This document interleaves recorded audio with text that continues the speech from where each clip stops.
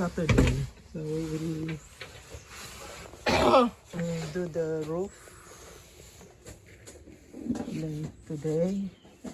So we have now the materials. So I believe this one is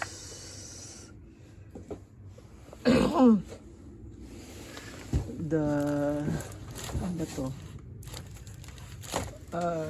J trim, kaya mahaba, manipis. And then these are the one for covering the fascia board. Yeah. They are all UPVC. They're meant to waterproof the roof. There should be another one, parang kulang to. Ayun, that one.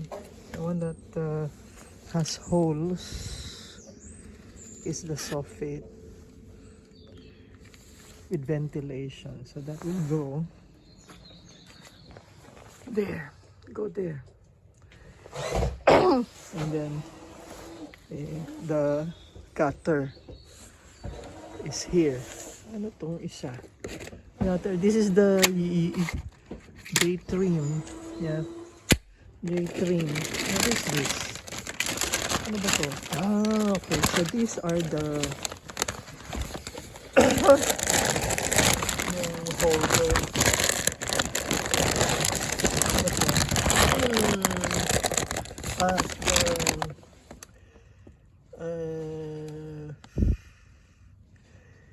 Gutter trim.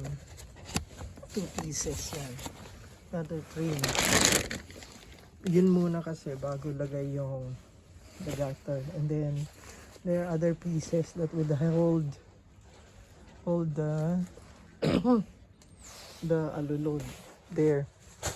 And that's the wiring we have done. Yeah, so one for the light. That's 1.5 mm for the light, and that's the 2.5 mm for the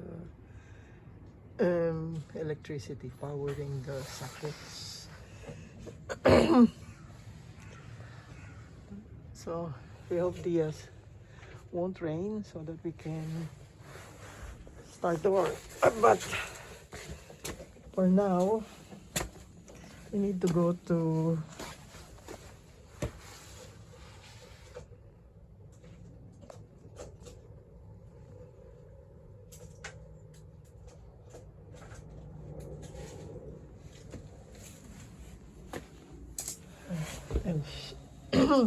so you have a handle here, no more for the second lap. Okay, ito kasi baka mabali. This is the edge trim for the roof. 3 pieces. No. Oh my God. This is the one that is sensitive. Bakit nakabukas? Ito yung nababali with manipis. Bakit? Delikado to. Ito yung iipit ng goma. Okay, so need to put this out.